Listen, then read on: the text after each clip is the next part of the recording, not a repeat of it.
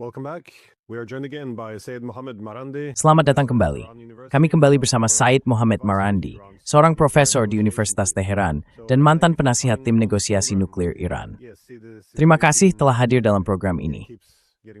Kami melihat situasi di sekitar Iran semakin bisa dibilang tegang. Selat Hormuz sempat ditutup sementara untuk latihan militer atau latihan tembak oleh Iran. Ini tampak cukup belum pernah terjadi sebelumnya, sesuatu yang banyak orang pikir akan menjadi langkah terakhir. Namun kini, tentu saja, berfungsi sebagai semacam peringatan kecil mungkin. Pada saat yang sama, Amerika Serikat terus menambah kekuatan militernya, terutama dengan USS Gerald Ford, yang saya kira baru saja memasuki Laut Mediterania kemarin. Dengan begitu banyak aset militer, sulit membayangkan situasi ini bisa dibalik, karena sangat sulit bagi Trump untuk menemukan jalan keluar. Saya ingin tahu bagaimana Anda melihat situasi saat ini. Seberapa seriuskah hal ini?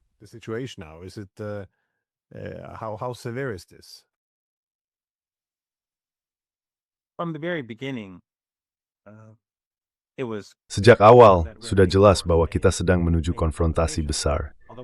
Meskipun kita tidak tahu apakah ini benar-benar akan menjadi agresi militer atau tidak, karena ini Trump. Sudah jelas bahwa rezim Israel, lobi Zionis, dan kelas Epstein yang berkuasa di Barat akan melakukan atau ingin melakukan apapun yang mungkin untuk membantu rezim Zionis. Kita melihat bagaimana Duta Besar AS untuk Israel pada dasarnya mengatakan bahwa jika rezim itu mengambil alih seluruh wilayah, tak masalah. Dan itu, menurut saya ada sesuatu yang tak kami sertiran akan selama bertahun-tahun, live buat semua yang bertanya beri di kesan maupun juara. others have been trying to hide this, both in the region and beyond.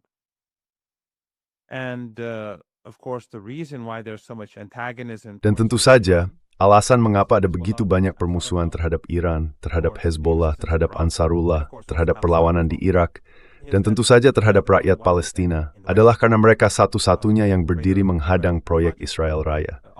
Semua negara lain, baik itu Erdogan, Uni Emirat Arab, pemerintah Mesir, Qatar, Yordania, dan lainnya, merupakan bagian dari kekaisaran Amerika. Oleh karena itu, mereka akan memperlangkan interim tegak rezim Israel membuat kemajuan Nasruddin shooting to terlambat. Until possibly when it's far too late. But Iran is not going to back down. Namun, Iran tidak akan mundur. Dan saya tidak melihat skenario di mana Amerika bisa memenangkan perang apapun yang mungkin terjadi. Iran telah mengatakan bahwa mereka akan menutup Selat Hormuz. Itu bukan akan menjadi langkah terakhir. Dalam perang 12 hari, tidak ada kebutuhan bagi Iran untuk menghentikan perdagangan minyak dan gas di kawasan. Karena perang tersebut sebagian besar terjadi antara Iran dan rezim Israel. Amerika melakukan serangan simbolis. Mereka jelas tidak memang inquiry. Tetapi itu dapat cukup untuk memainkan ekonomi global. Berangkat ingin ekonomi global menleth. Excuse me, Iran does not want the global economy to suffer. Iran has friends across the world, and ordinary people. Iran memiliki modus. Dinasin base dasman negara ingin hidup damai. Penedip sah, besar komanak, keluarga grow, dan memodifikasi wak.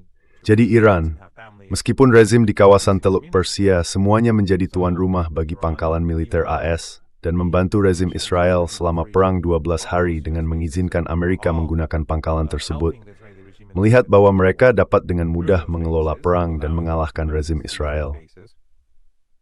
Pada akhirnya, rezim itu harus mencari gencatan senjata untuk mengakhiri perang, sehingga Iran bahkan tidak mempertimbangkan untuk bergerak ke arah itu. It did not even contemplate moving in that direction. However, if the United States. Namun, jika Amerika Serikat melancarkan serangan terhadap Iran, itu akan menjadi hal yang sama sekali berbeda. Itu akan menjadi ancaman eksistensial sebuah perang untuk bertahan hidup. Bagi Amerika, itu akan menjadi perang pilihan, dilakukan demi rezim Israel, jelas sekali. Namun dalam skenario ini, Iran akan melakukan segala cara untuk melindungi dirinya. Dan karena semua negara ini, negara-negara kecil dengan pemerintahan keluarga diktator di kawasan Teluk Persia, menjadi tuan rumah bagi pangkalan-pangkalan AS, dan saat kita berbicara, pangkalan-pangkalan itu sedang digunakan untuk merencanakan tindakan terhadap Iran, maka Iran memiliki hak penuh untuk menghentikan perdagangan minyak dan gas. Dan itu tidak akan menjadi langkah terakhir. Hal itu akan terjadi sejak awal. Measure of last resort. That will happen at the very beginning. Well, this is a good point. If this is a war Nah, ini poin yang bagus. Jika ini adalah ancaman eksistensial, sebuah perang untuk bertahan hidup, seperti yang kamu katakan, masuk akal bahwa Iran akan memainkan kartunya dengan cara yang sangat berbeda. Dan semua negara Teluk jelas tampak seperti tidak bisa dihindari bahwa mereka akan terseret ke dalamnya. Tapi bagaimana lagi kamu melihat Amerika Serikat akan terlibat? Karena seluruh elemen kejutan akan sulit dilakukan sekarang, mengingat mereka sedang memperkuat pasukannya dalam jumlah sebesar ini. Retorika yang alas menunjukkan bahwa tidak semenit mereka. Maksudku, ketika menilai ancaman, kamu melihat pada niat dan kemampuan, semuanya mengarah pada yang kamu tahu bisa terjadi dalam beberapa hari ke depan.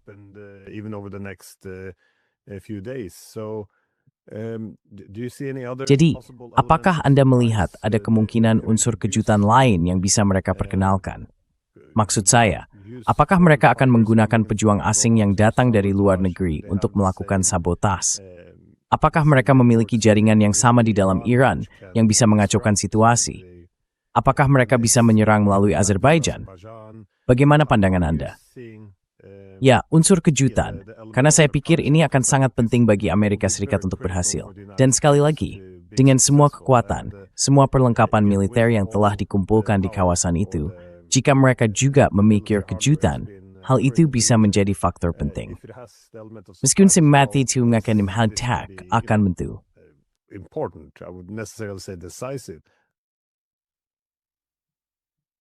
Iran's intelligence is Intelijen Iran cukup efektif. Mereka tahu kurang lebih yang terjadi di negara-negara sekitarnya. Dan di dalam negeri, kita melihat Amerika Serikat, rezim Israel, intelijen Inggris, dan mungkin juga Prancis melakukan pemberontakan bersenjata, semacam kudeta setengah jadi. Itu sesuatu yang mereka akui, meskipun media barat berpura-pura bahwa semua ini hanya tentang para demonstran damai. Jelas itu bukan kenyataannya. Kita telah melihat rekaman tanpa henti tentang kekerasan ekstrem yang dilakukan oleh perusuh, teroris, dan penghasut terlatih. Kita juga melihat pengakuan jelas dari Menteri Luar Negeri AS, Departemen Keuangan Mossad dalam pernyataan berbahasa Persia mereka, dan dari Pompeo tentang keterlibatan Israel, dan kemudian dia mengakui keterlibatan AS. Dan tentu saja, channel Matbas Israel, yang dekat dengan Netanyahu, matavasang tuamatansi salm awatim tebert rates and polisi and pejabat in Iran. Iranian police and security officials. So it's clear as day while they're gloating. Jadi sudah jelas, sementara mereka membanggakan apa yang telah mereka lakukan, media barat berpura-pura seolah-olah tidak ada yang terjadi, dan justru melebih-lebihkan angka, padahal Barat dan rezim Israel khususnya bertanggung jawab atas pertumpahan darah itu. Mereka melebih-lebihkan angka dan berusaha mengklaim bahwa orang Iran membunuh para demonstran damai untuk membenarkan kematian, kehancuran, dan pembantaian yang mereka inginkan demi membangun alasan untuk perang. Baik itu The Guardian maupun Fox News, tidak ada bedanya. Namun setelah itu, kita melihat bahwa tanggal 9 dan 10 Januari, ketika pemberontakan bersenjata itu terjadi dan langsung runtuh, rakyat dua kali turun ke jalan untuk membelah negara dan konstitusi pada 12 Januari pada 11 Februari dengan jumlah yang bahkan lebih besar.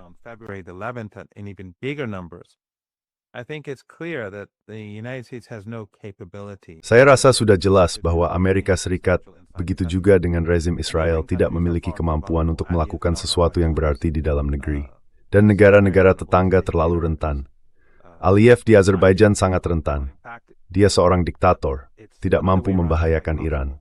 Faktanya, sebaliknya, justru mungkin terjadi. Jika dia terlalu mendorong aliansinya dengan rezim Israel, saya rasa sangat mungkin dia bisa digulingkan dengan bantuan Iran. Jadi, dia mungkin sangat gugup saat ini. Dan itulah sebabnya, dia terus-menerus bepergian ke Amerika Serikat dan ikut serta dalam forum perdamaian serta segala macam hal yang tidak masuk akal dengan Trump. Sebenarnya, saya rasa sudah jelas bahwa justru sebaliknya yang terjadi.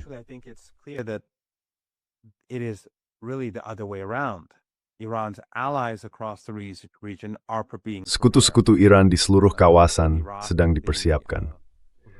Di Irak, kelompok perlawanan tahu bahwa serangan terhadap Iran, serangan yang bersifat eksistensial terhadap Iran, juga merupakan serangan eksistensial terhadap Irak, karena alasan yang jelas. Di Yaman, hal yang sama juga berlaku. Dan negara-negara ini memiliki populasi yang sangat besar. Sekutu-sekutu AS di kawasan ini semuanya adalah kediktatoran keluarga, dan beberapa di antaranya cukup kecil dan tidak signifikan dalam hal kemampuan, seperti Qatar, yang memiliki populasi pemegang paspor sekitar 30.000 hingga 400.000 orang. Populasi pemegang paspor di Uni Emirat Arab sekitar 1,4 juta. Sementara jumlah warga asing, sebagian besar laki-laki dewasa, di Uni Emirat Arab kira-kira mencapai 10 juta, saya kira. The Emirates is like 10 million or so, I suppose. So they are very vulnerable and weak. Jadi mereka sangat rentan dan lemah. Namun Irak, dengan populasi sekitar 45 hingga 47 juta jiwa misalnya, tidak bisa dibandingkan dengan Bahrain atau Kuwait atau negara semacam itu.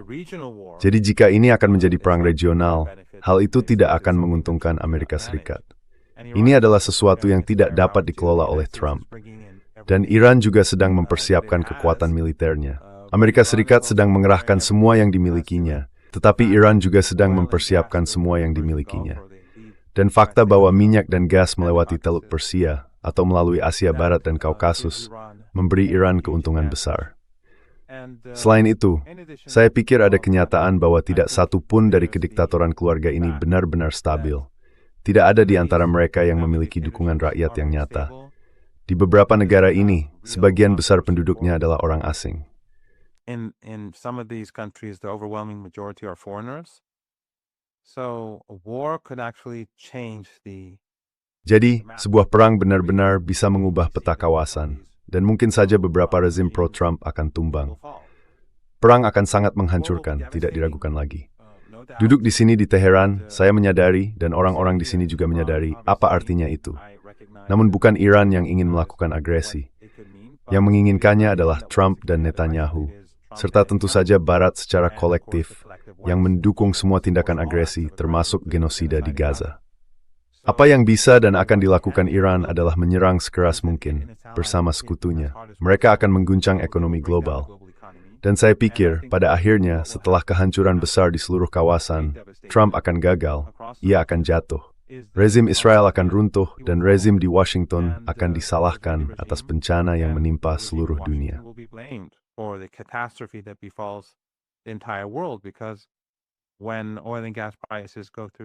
Karena ketika harga minyak dan gas melonjak tinggi di masa yang penuh ketidakpastian seperti ini, dan saya tahu Anda sudah membahasnya di acara Anda, ekonomi global, dan khususnya ekonomi AS, sedang menghadapi tantangan besar.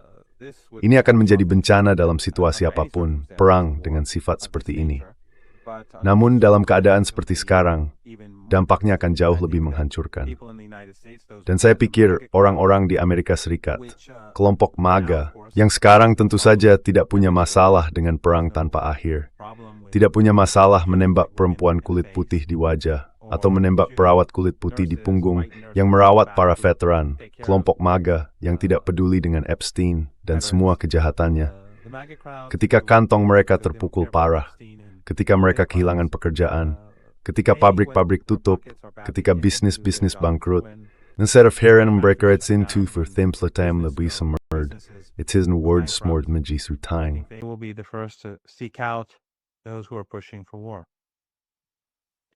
Yeah, it's quite extraordinary to see the Sungguh luar biasa melihat, dalam waktu yang begitu singkat, hanya 1 tahun, bagaimana kelompok MAGA telah berubah. Maksud saya cukup simpatik terhadap argumen Trump selama kampanye tentang mengakhiri perang tanpa akhir dan melakukan reindustrialisasi, semua hal itu. Namun, monster yang muncul dari situ justru kebalikannya. Jadi sangat aneh melihat dukungan itu terus berlanjut, meskipun kebijakannya telah berbalik arah sepenuhnya.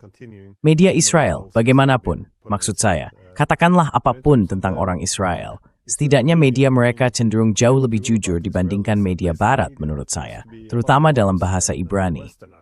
Mereka cukup terbuka tentang keterlibatan mereka dalam memicu pemberontakan, mengordinasikannya dari luar negeri, memasok senjata, dan juga mengenai tujuannya.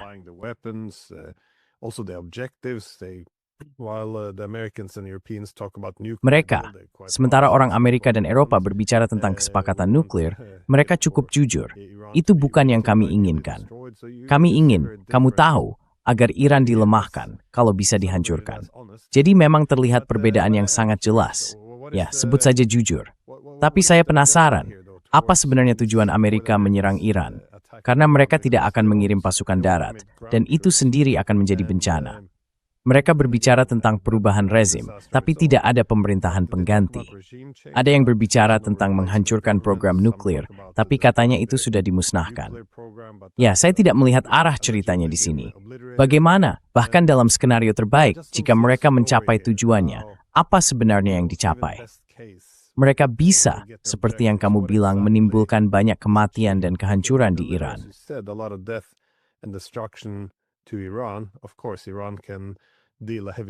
Tentu saja, Iran juga dapat memberikan pukulan berat terhadap Amerika Serikat dan sekutunya.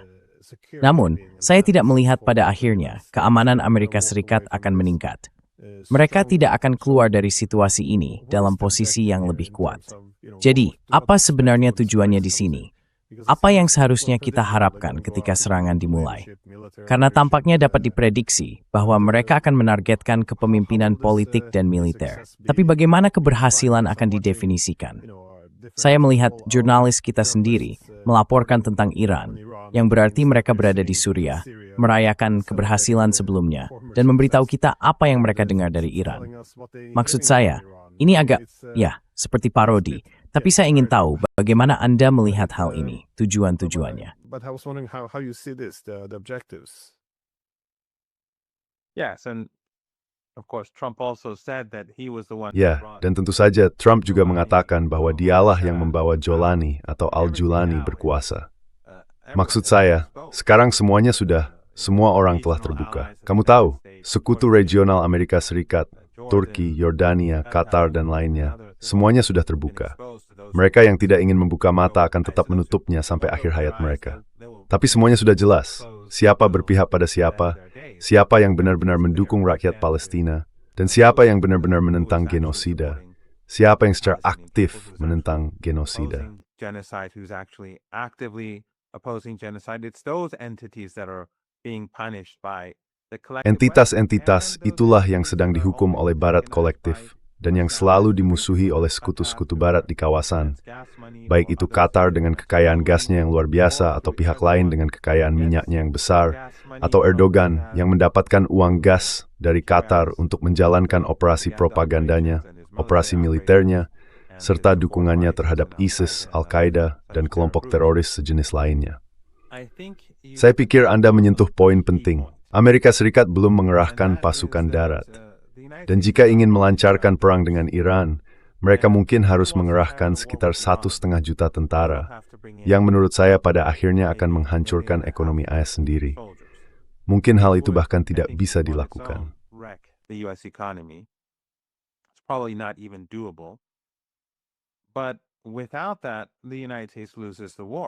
Tapi tanpa itu, Amerika Serikat akan kalah dalam perang, karena pasukan Iran ada di lapangan. Dan sekutu-sekutu Iran juga ada di lapangan di Irak, di Yaman, dan di tempat lain, serta tentu saja di negara-negara diktator di kawasan tersebut. Seperti saya katakan, ada jutaan orang yang pada dasarnya adalah budak atau pekerja kontrak, buruh, yang memiliki sangat sedikit jika ada hak.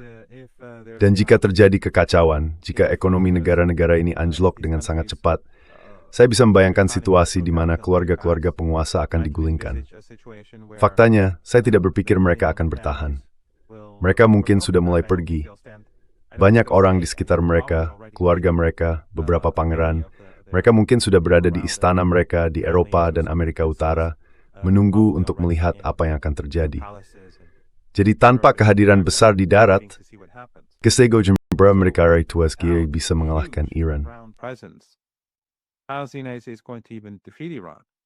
They can kill Iranians. They can't bring about regime change. Mereka bisa membunuh orang Iran, tapi mereka tidak bisa mengganti rezim. Siapapun yang mereka bunuh bisa digantikan. Kami memiliki konstitusi, semuanya sudah jelas. Negara akan tetap dikelola sampai perang berakhir, dan rakyat akan melawan dengan tegas. Namun begitu perang dimulai, Amerika Serikat tidak akan bisa menghentikannya tanpa kehilangan muka. Jadi ketika harga minyak dan gas melonjak tinggi, ketika Amerika Serikat mulai menelan korban, ketika para sekutu staichanya di kawasan mulai goyah dan runtuh, bagaimana Trump akan atau bagaimana dia akan hindari konflik dan menampilkan dirinya sebagai pemenang? Dia tidak akan mampu melakukannya. Dan waktunya sudah habis. Semua ini terjadi ketika situasi sudah sangat buruk bagi Amerika Serikat. Kita sudah melihat apa yang terjadi dengan Mahkamah Agung.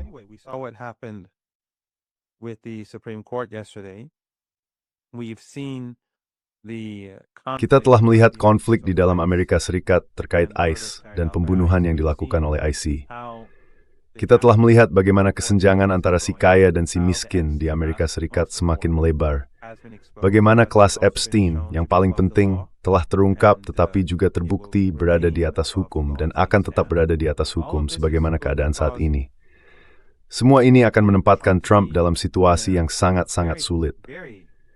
Faktanya, saya akan memperjelas labor dari sekitar sulit. Ini adalah posisi yang mustahil. Adi di menu terpelajar, member tuil word berubah kemgerang unit perang, menerima kebesaran sebagai juj. War and the U.S. government could get away with it. The American people are not as gullible as Rakyat Amerika tidak sebodoh dulu. Mereka telah melihat genosida di Gaza. Mereka telah melihat sedikit dari berkas Epstein. Namun ketika ekonomi runtuh, saya pikir Trump akan berada dalam posisi yang mustahil. Dan seperti yang saya katakan, pasukan di lapangan adalah milik pihak perlawanan, bukan Amerika Serikat. Yaman hari ini jauh lebih kuat dibandingkan setahun yang lalu. Bahkan ketika Amerika Serikat melancarkan perang selama 7 minggu melawan Yaman dan gagal, Yaman saat itu berbeda dengan Yaman yang sekarang. Di Irak, pihak perlawanan sedang mempersiapkan diri. Kita sudah melihat mereka memperlihatkan pangkalan bawah yang penuh dengan drone dan kemampuan lainnya.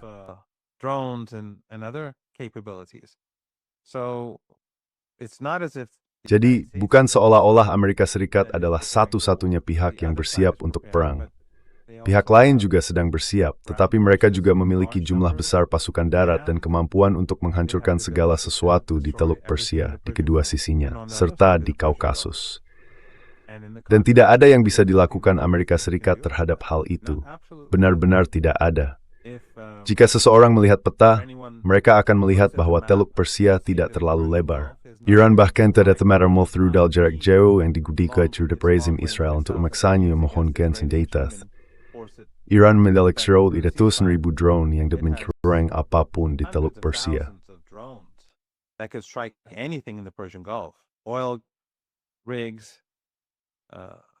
Anjungan minyak, pelabuhan, fasilitas petrokimia, kilang, kapal tanker, tentu saja, dan kapal kargo lainnya. Sumur gas, sumur minyak, semuanya bisa dihancurkan. Dan akan butuh bertahun-tahun untuk memulihkannya.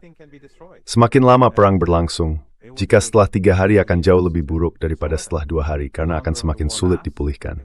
Setelah 4, 5, 6 hari, situasinya akan semakin memburuk. Dan bahkan ketika perang berakhir, akan dibutuhkan waktu yang jauh lebih lama untuk memulihkan kemampuan tersebut. Dan tidak diragukan lagi, Iran akan menuntut kompensasi dari rezim-rezim itu, karena telah menampung pangkalan-pangkalan AS. Jadi saya tidak melihat bagaimana Amerika Serikat bisa menang.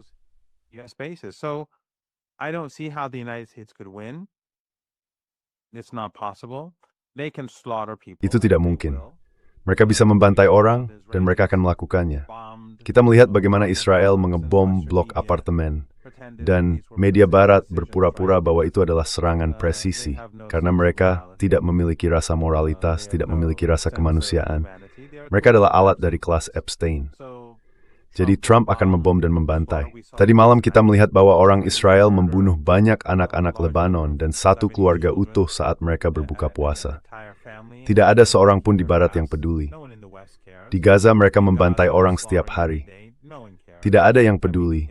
Maksud saya, di kalangan penguasa, di media, kelas Epstein, dan mereka yang bekerja untuk mereka di seluruh dunia barat. Jadi mereka juga tidak akan peduli ketika Trump mengebom infrastruktur sipil dan membunuh warga Iran biasa. Tidak baldari the daurimi was striking him liar fees. Senoman heel with isays.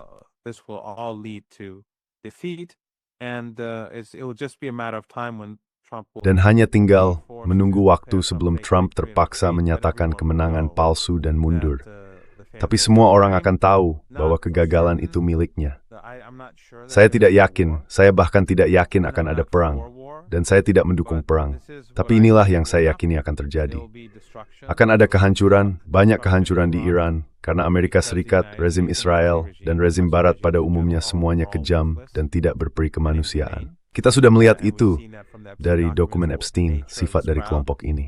But I Tapi saya think that pikir the damage kerusakan that yang will be done to the ditimbulkan local terhadap economy ekonomi will be far global greater. akan jauh lebih When besar. factories shut down, Ketika when pabrik-pabrik businesses tutup, shut ketika down, bisnis-bisnis tutup, the bangunannya building will mungkin still masih be there, ada, but it'll be tapi an akan empty kosong. building. Dan kemudian saya So, pikir Anda akan melihat orang-orang di then you seluruh will see, dunia mulai I think, bergerak.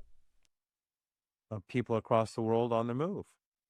Places in Latin America, they're upset Di with the Amerika Latin, situation. jika mereka marah tentang imigrasi, perpindahan manusia akan jauh lebih besar daripada sebelumnya di Afrika dan Asia. Even though Europe and Meskipun North Eropa America dan Amerika Utara sendiri akan berada dalam mode krisis, crisis mode keduanya themselves, tetap those menjadi are the tujuan traditional tradisional. destinations. So, Jadi ada so begitu many banyak bad hal things buruk yang bisa can terjadi happen pada dunia, to the world, but tetapi Iran Iran akan is membela going to dirinya defend itself. sendiri. It's not Bukan Iran Iran yang menyebabkan that has situasi brought ini. about this situation. Bukan It's Iran yang not melakukan Iran genosida di Gaza. engaged Bukan in Iran yang genocide mendorong in Gaza. terjadinya It's perang. not Iran Faktanya, alasan Iran that is bernegosiasi sebag pushing sebelihat for war. apakah In fact, Amerika the Serikat reason why cukup Iran is waras untuk negotiating mencapai is kesepakatan partially yang to see dapat if the terima. United States Tetapi is yang lebih safe enough penting to have lagi, a apa yang dilakukan settlement. Iran adalah memberitahu But dunia, even more important, bukan what Iran kami, is tapi doing is mereka. it's telling the world that Jadi ketika ekonomi global runtuh, semua orang when tuh the siapa global yang harus economy goes dian. down, everyone knows who to blame.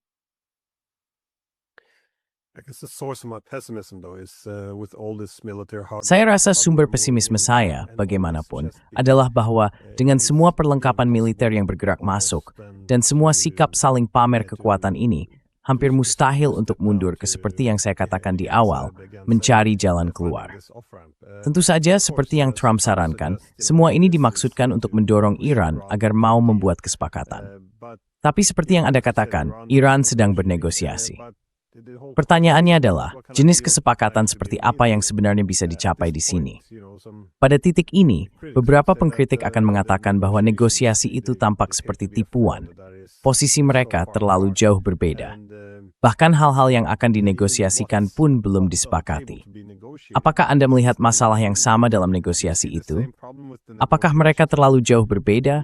Atau Anda pikir kesepakatan bisa tercapai jika Trump menginginkan kemenangan untuk menarik kembali seluruh situasi ini? Mausud sinu JCPOA. Well, Iran is not going. for example. Well, the thing is that the United States is not so far. Nah, masalahnya adalah bahwa Amerika Serikat tidak jauh berbeda dari pernyataan publiknya. Mereka tidak membicarakan JCPOA. Mereka membicarakan sekutu-sekutu regional Iran. Itu tidak bisa dibahas. Iran tidak akan membicarakannya. Mereka membicarakan kemampuan militer Iran. Itu juga tidak bisa dibahas. Iran tidak akan membicarakannya. Mereka membicarakan, setidaknya di depan umum, agar Iran menghentikan program nuklirnya dan haknya untuk militer to make the pulse. Namun, tanda kekuatan dan posisi Iran terlihat perbuatan Stombertik ketika Yusuf Sanat agar negosiasi dan Turki bermalam di Porto Libyan.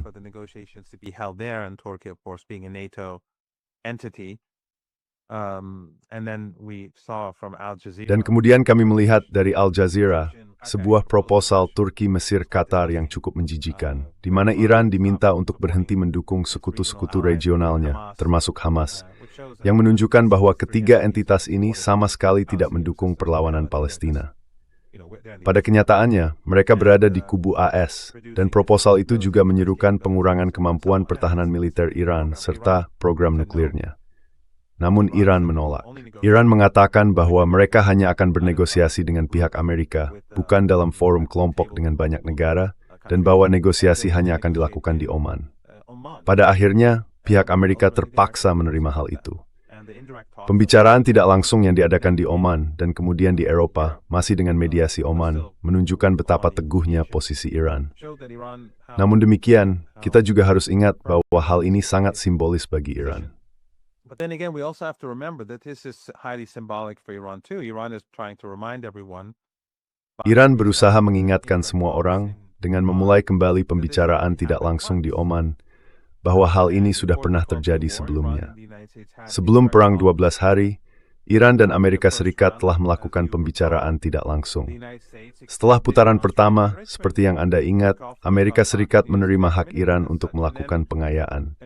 Wyckoff tampil di Fox News dan mengakui hal itu. Lalu pada putaran kedua, mereka mengubah targetnya. Pada putaran ketiga dan empat, AS terus mengubah target, tentu saja atas desakan lobi Zionis.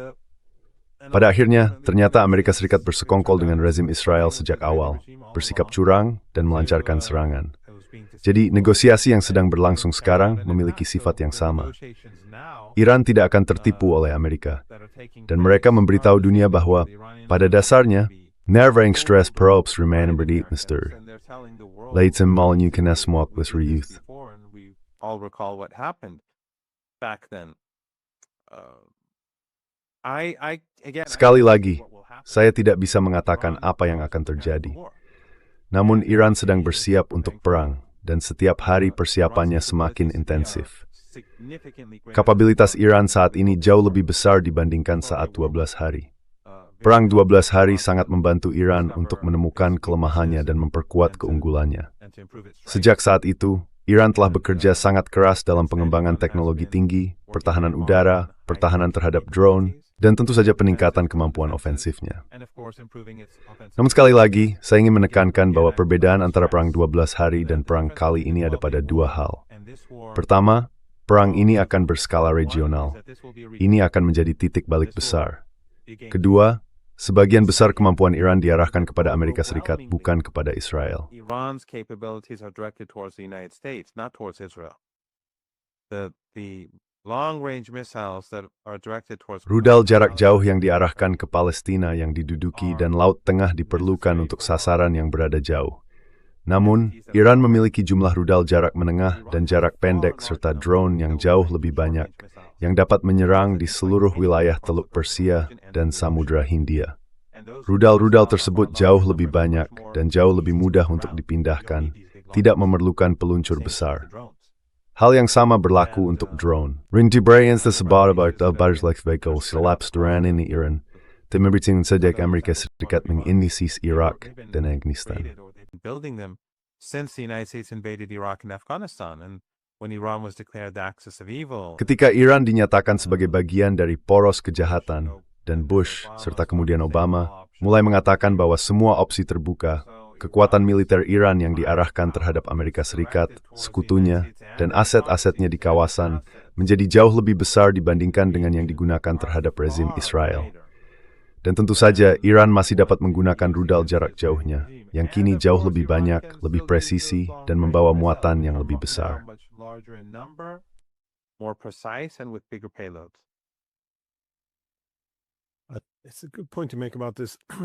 Itu poin yang bagus untuk disampaikan tentang bagaimana hal ini mengubah tolok ukur. Karena taktik negosiasi dari Washington sekarang cukup aneh. Terutama mengingat bahwa Trump telah memasarkan dirinya sebagai pembuat kesepakatan ulung.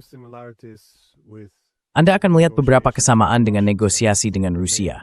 Mereka bertemu di Anchorage, membuat kesepakatan dasar, mengakui bahwa pihak Rusia telah membuat beberapa konsesi yang menyakitkan, dan kemudian setelah itu disepakati, bermain mobat uparovd. Bagaimana self-litigis? Danning vatui strengths, respect the anu word, and its strong dausui.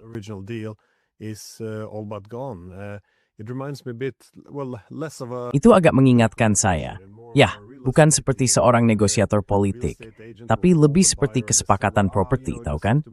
Di mana agen properti menelepon pembeli atau penjual dan berkata, Anda hanya perlu bergerak sedikit lagi, sedikit ke arah ini. Dan tahu kan, pada dasarnya pembicaraan sebelumnya tidak ada artinya. Nah, mengingat mereka adalah negosiator properti, mungkin itu perumpamaan yang cocok. Dan Sepsepanelituthi dan Barbara, Ingrid diduga memblokir penggunaan Diego Garcia oleh Amerika untuk menyerang Iran. Sekali lagi, ini adalah bagian yang cukup penting dari teka-teki bagi pihak Amerika, jika mereka menyerang Iran dari selatan.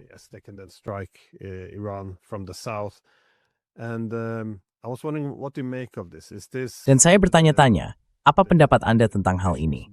Apakah ini sekadar perpecahan yang muncul antara Inggris dan AS terkait isu-isu lain? Apakah ini sebenarnya tentang apa yang dikatakan pihak Inggris, bahwa mereka khawatir tentang hukum internasional? Apakah ini upaya Inggris untuk menjauh dari hal ini? Ya, reaksi saya sama ketika saya membaca alasan resmi itu. Ataukah sebaliknya, ini merupakan upaya penipuan terhadap Iran, seperti jangan khawatir tentang arah ini. Namun Snurang Dalith dari Diego Garcia. Bagaimana terhadap hal ini? Karena memang tidak bisa isbatkan dukungan tentara dan just Inggris. Have the unconditional support from the British. Yes, it would be unusual, and that's why I think the Ya, Iranians itu akan menjadi hal yang tidak biasa. Dan itulah mengapa saya pikir orang Iran pada dasarnya akan memandang ini sebagai tipu daya. Mungkin ini sesuatu yang lain, tetapi bukan itu yang akan dipertimbangkan oleh pihak Iran dalam perencanaan mereka. Ada banyak hal aneh yang sedang terjadi. Jika Anda menonton wawancara Menteri Luar Negeri Iran di sebuah program pagi Amerika, dia mengatakan bahwa di meja perundingan pihak Amerika tidak menuntut pengayaan nol. Jadi ini bisa berarti dua hal. Entah Amerika Serikat sedang berpura-pura, berusaha menekan Iran tetapi tetap menginginkan kesepakatan, sehingga di meja perundingan perilakunya sangat berbeda dari apa yang terjadi di seluruh kawasan dan dari apa yang dikatakannya di media serta di depan publik. Atau ini bisa jadi merupakan tipu daya lagi dan pembicaraan dengan Amerika Serikat itu, atau memang sejak awal palsu.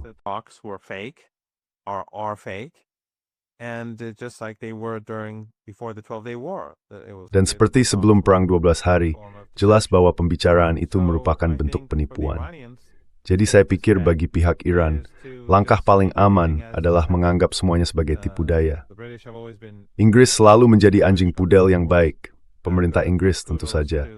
Pudel yang baik bagi Amerika Serikat. Tidak ada alasan untuk berpikir mereka akan bertindak berbeda kali ini. Dan jika mereka melakukannya, itu bukan sesuatu yang akan direncanakan oleh pihak Iran. Mereka akan bersiap menghadapi kemungkinan terburuk. Sama seperti di meja perundingan, jika Amerika Serikat bersikap masuk akal, Iran akan terus bernegosiasi. Namun hal itu tidak akan mengubah rencana Iran. Mereka berasumsi akan ada perang, bahwa Diego Garcia akan digunakan, bahwa Amerika Serikat akan melancarkan atau mencoba melancarkan serangan mendadak. Itu bisa saja terjadi malam ini.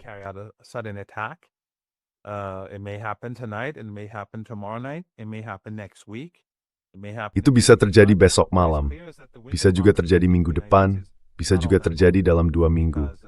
Namun yang jelas adalah bahwa jendela peluang bagi Amerika Serikat tidak akan bertahan lama, karena pengeluaran yang ditanggung oleh rezim Trump sangat besar dan akan sangat sulit bagi mereka untuk mempertahankannya dalam waktu lama. Bagi Iran, ini adalah wilayahnya sendiri, jadi biayanya jauh lebih terbatas. Dan Iran bisa menunggu sampai AS kehabisan tenaga. Orang-orang Iran sedang bersiap untuk perang, tetapi mereka akan terus bernegosiasi. Karena sebelumnya, meskipun media barat secara kolektif mendukung agresi Israel, dan seperti yang kamu tahu, saya pikir setelah Gaza, media barat telah sepenuhnya terbongkar. Apapun yang mereka katakan tentang Iran, atau tentang Lebanon, atau tentang Palestina, semuanya omong kosong.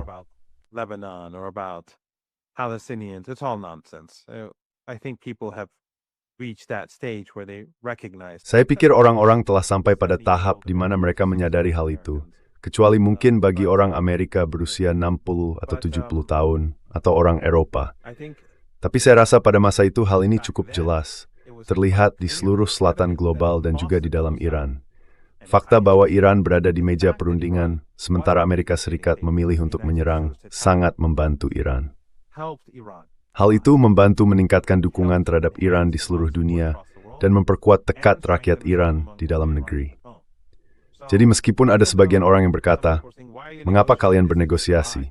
Ini hanya kebohongan, ini hanya tipu daya. Mungkin saja begitu. Tapi Iran tidak akan tertipu. Iran bernegosiasi karena ingin dunia melihat bahwa bukan Iran yang akan melakukan agresi. Jika terjadi perang dan Iran tidak bernegosiasi, tentu Iran masih menegosiasi di desung.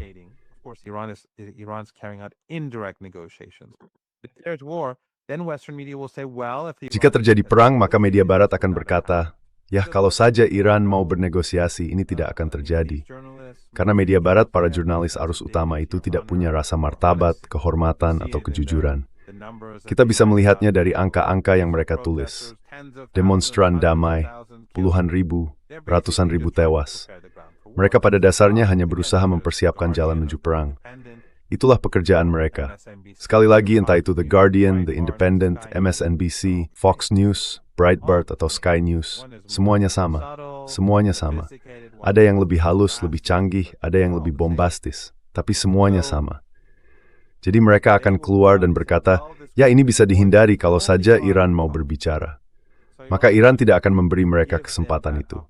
Iran akan menunjukkan kepada dunia dan kepada rakyat Iran biasa bahwa kami sudah berusaha. Jika berhasil, bagus. Jika tidak, itu akan merugikan Amerika.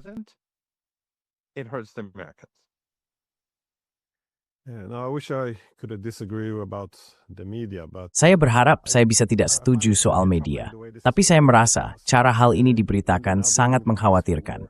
Karena ketika mereka sekarang sedang membangun alasan untuk perang di media, mereka pada dasarnya mengulang hal yang sama. Tahu kan, puluhan ribu warga sipil dibantai oleh rezim, kita harus melakukan sesuatu. Ini adalah argumen intervensi kemanusiaan yang biasa didorong. Tapi media punya peran di sini. Karena baru hari ini, Menteri Luar Negeri Iran menulis di Twitter bahwa Iran sudah merilis daftar semua korban selama pemberontakan. Total 310 orang, yang tentu saja termasuk semua perwira dan pejabat pemerintah yang telah dibunuh. Jadi jika Anda seorang jurnalis, dan tugas Anda adalah memberi informasi kepada publik, mencari kebenaran dan hal-hal yang menjadi kepentingan publik, maka yang seharusnya Anda lakukan adalah menelusuri daftar itu.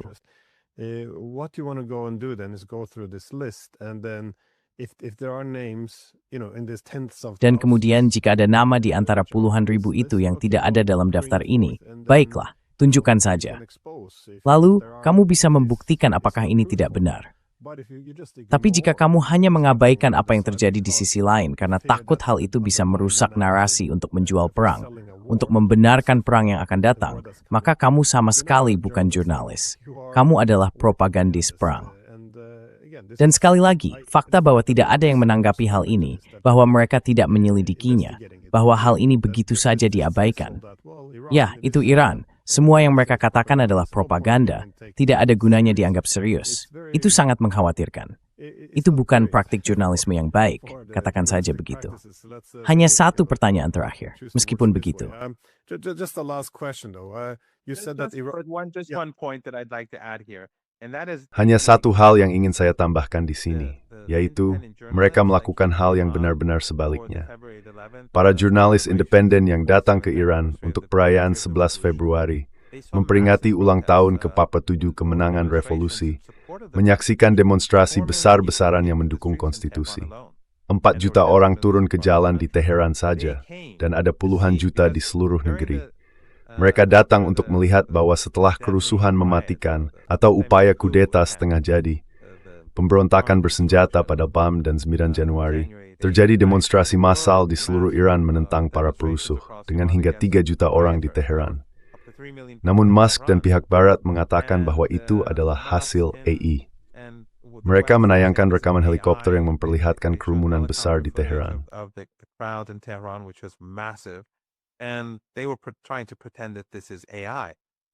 Dan mereka berusaha berpura-pura bahwa inilah AI. Jadi pada 11 Februari, kami melihat jurnalis independen datang ke Teheran. Mereka pergi dan melihat protes itu, dan masyarakat di Teheran turun ke jalan dalam jumlah yang bahkan lebih besar. Mungkin karena mereka melihat bagaimana Elon Musk dan media barat berusaha mengecilkan jumlah peserta yang sebenarnya. Aksi di Teheran dan di tempat lain lebih besar. Namun para jurnalis independen itu, jurnalis barat yang kembali, sekarang diserang dan difitnah karena mereka pergi ke Iran dan mengungkap bahwa sebenarnya rakyat tidak berpihak pada para teroris ini, pada kelompok Pahlavi, kelompok teroris MEK, kelompok separatis, dan semua pihak yang didanai oleh Badan Intelijen Barat. Dan rakyat tidak mempercayai klaim palsu tentang ribuan, puluhan ribu, atau ratusan ribu orang itu. And yes, if they had any integrity. Dan ya, jika mereka memiliki integritas, mereka akan berkata, baiklah, mari kita tampilkan nama-namanya, mari kita bandingkan, dan lihat nama lain yang kita miliki. Tapi mereka tidak akan melakukan itu, karena mereka tidak memiliki nama-nama tersebut. Dan itu bukan tujuannya. Sekali lagi, jangan sampai ada yang tertipu. Tidak ada perbedaan antara BBC, The Guardian, Time, The Times, atau Breitbart, dan The New York Times. Semuanya sama saja. Mereka dimiliki oleh kelas Epstein, dan mereka ada untuk tujuan propaganda. Inilah orang-orang yang telah menutupi genosida yang sedang berlangsung di Gaza, pembantaian terhadap warga Palestina dan Lebanon. Sekali lagi kemarin, orang-orang Israel melakukan pembantaian mengerikan di seluruh Lebanon, membunuh anak-anak. Tapi hal itu tidak menarik bagi media Barat. Jadi mereka tidak memiliki kredibilitas. So they have no credibility, and Iran is, I think. Dan Iran menyadari bahwa cara terbaik untuk menghadapi mereka adalah dengan berfokus pada mayoritas global, dan masyarakat biasa di Barat semakin melihat kenyataannya. Media Barat jelas tidak lagi memiliki pengaruh seperti beberapa dekade lalu. Pengaruhnya telah memburuk dan menurun dengan sangat cepat. Gaza menjadi titik balik. Jadi Iran memiliki banyak dukungan di seluruh dunia, dan banyak orang tidak mempercayai propaganda tersebut. Saya pikir seiring dengan menurunnya kemampuan propaganda AS dan Barat, bersamaan dengan kekuatan militer dan ekonomi mereka, situasinya akan menjadi semakin buruk bagi mereka dan semakin sulit. Dan jika mereka berperang dengan Iran, saya pikir kita akan menyaksikan runtuhnya Kekaisaran Barat atau AS dengan sangat cepat, jauh lebih cepat dari yang kita perkirakan. Than we were expecting. Quite a few problems over here myself. Ya, tidak. Saya sendiri punya cukup banyak masalah di sini karena mewawancarai orang seperti Anda. Saya dituduh membantu propaganda rezim untuk Iran. Jadi, ya, tidak. Ini bukan, ya, Anda bisa mencium keputusasaan itu ketika seseorang kehilangan kendali atas narasi. Dan, ya, apa yang terjadi dengan kebebasan berbicara dalam kondisi seperti itu? Tapi pertanyaan terakhir saya untuk Anda adalah, Anda tadi menyebut bahwa Iran sekarang hanya menunggu perang dimulai, yang, ya, tampaknya tidak bisa dihindari, tapi memang terlihat akan segera terjadi. Pada saat yang sama, saya juga memperhatikan semua foto satelit Tiongkok yang menunjukkan konsentrasi perlengkapan militer Amerika di sana. Dan Anda tahu, ketika Anda menyebut bahwa Iran sedang menunggu, apakah ada pembahasan atau pertimbangan tentang serangan pendahuluan?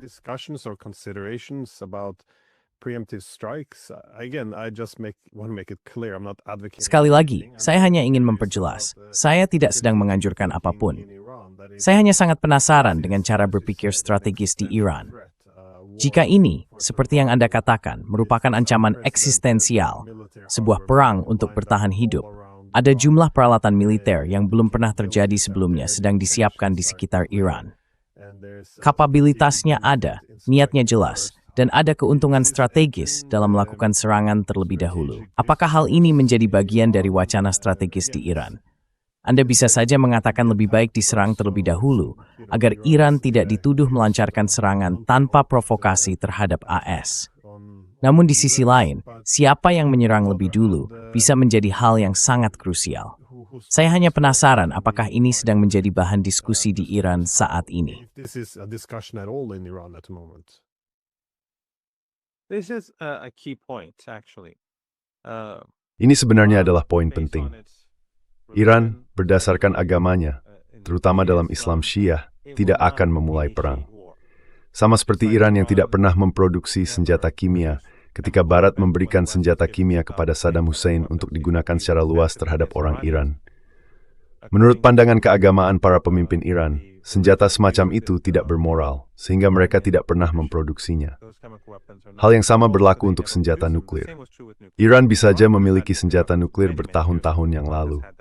Mereka telah memiliki kemampuan itu sejak lama, tetapi memilih untuk tidak memilikinya. Tentu saja orang Iran juga mengatakan bahwa jika nasib bangsa mereka dipertaruhkan, maka mereka akan mengubah sikap nuklir mereka. Namun bagaimanapun juga, semua ini didasarkan pada keyakinan agama mereka. Yang kita lihat sekarang, bagaimanapun,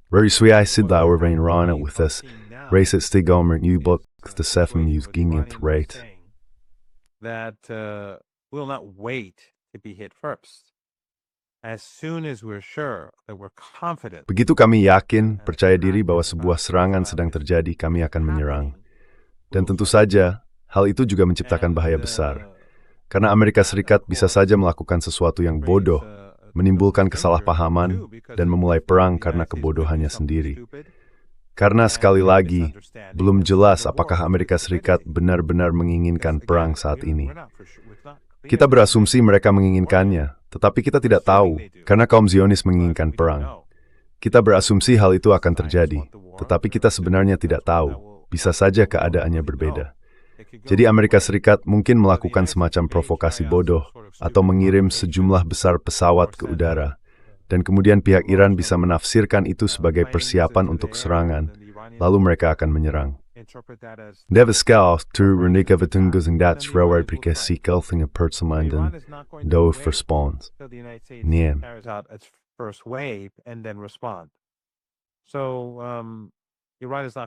Jadi, Iran tidak akan memulai perang. Iran tidak pernah melakukannya. Maksud saya, tindakan agresi selalu dilakukan terhadap Iran. Kita melihat hal itu ketika Barat mendorong Saddam untuk menyerang dan kemudian membantunya dengan berbagai jenis senjata dan pendanaan, terutama dari rezim-rezim di Teluk Persia. Mereka juga terlibat di dalamnya. Dan tentu saja, Jermanlah yang memberikan senjata kimia, yang saya selamat dari dampaknya, tetapi banyak yang tidak. Lalu ada perang 12 hari, rezim sanksi, yang merupakan rezim yang brutal. Maksud saya, ini benar-benar mencengangkan, Glenn. Benar-benar mencengangkan. Saat kita berbicara sekarang, mereka sedang membuat Kuba kelaparan.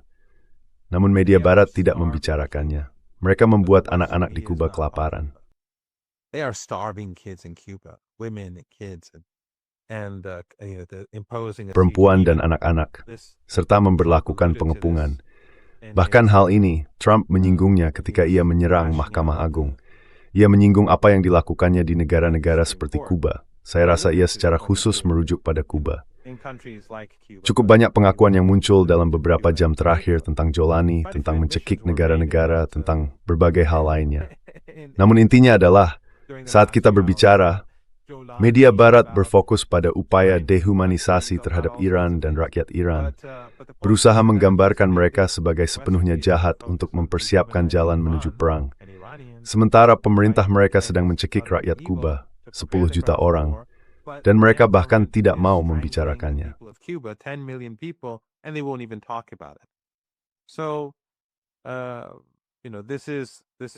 Jadi inilah posisi kita saat ini.